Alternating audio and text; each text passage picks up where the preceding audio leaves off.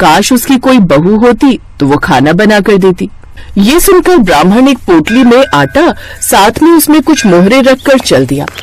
रास्ते में उसे कुछ लड़कियां मिट्टी से घर बनाती दिखी। 2 लड़कियों ने जाते वक्त अपने घर को तोड़ दिया, लेकिन तीसरी ने कहा, ये घर मैंने कितनी मेहनत से बनाया है, मैं इसे नहीं तोड़ूंगी।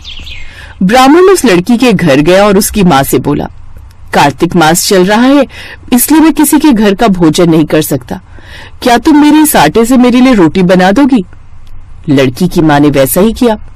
आटा छानते वक्त उसमें से मोहरे निकली। लड़की की माँ ने सोचा, ये कितना पैसे वाला है। उसने अपनी बेटी की शादी उसके घर में करने की सोची। ब्राह्मण ने कहा, मेरा बेटा तो काशीपुर पढ़ाई करने गया है, लेकिन तुम उसकी कटार से अपनी बेटी की शादी कर दो। वो मान गई। ब्राह्मण बहू को लेकर घर आ गया। अब वो जब भी गंगा स्नान जाते तो बहू रोटियां बनाकर रखती। एक रोज उसकी पड़ोसन ने उससे कहा, वो दोनों तुमसे झूठ बोलते हैं कि उनका बेटा है, उनकी तो कोई संतान ही नहीं है। अच्छा ऐसा करना, कल जब दोनों स्नान के लिए जाएं तो तुम उनसे 7 कोटों की चाबी मांग लेना। अगले दिन उसने ऐसा ही किया। उसने वो कोटे खोले तो देखा कहीं अन्न, कहीं धन, कहीं बर्तन है।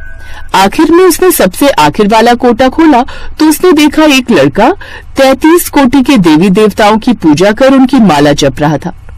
बहू ने पूछा, तुम कौन हो? लड़के ने कहा, मैं तुम्हारा पति हूँ, अभी दरवाजा बंद कर दो, जब मेरे माता पिता आए तब दरवाजा खोलना। जब उसके सास ससुर लौट कर आए तो बहू ने फिर से 7वें कोटे का दरवाजा खोला तो वहां 33 कोटि के देवी देवता थे और एक लड़का माला जप रहा था। उन्होंने उससे पूछा, बेटा तुम कौन हो? लड़के ने कहा, माँ बाबा मैं तुम्हारा ही पुत्र हूँ, मुझे कार्तिकेय ने भेजा है। हे कार्तिक देव, जैसी कृपा ब्राह्मण ब्राह्मणी पर की, ऐसी ही सब पर करना। तीसरी कहानी है 2 दोस्तों तापसी और लापसी की। तापसी भगवान का बड़ा भक्त था। वो रोज पूजा पाठ करता, जबकि लापसी भगवान को लस्सी का भोग लगाकर फिर खुद लस्सी पीकर सो जाता। एक बार दोनों में बहस छिड़ गई कि कौन भगवान का ज्यादा बड़ा भक्त है।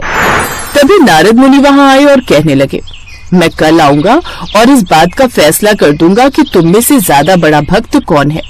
अगले दिन तापसी रोज की तरह स्नान करके पेड़ के नीचे आसन लगाकर बैठ गया।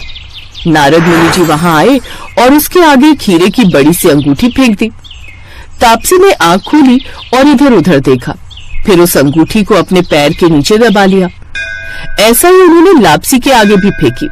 लापसी ने लस्सी का भोग प्रभु को लगाया और वो अंगूठी जिसकी है उसे ढूंढने निकल गया। फिर गांव के मुखिया के पास गया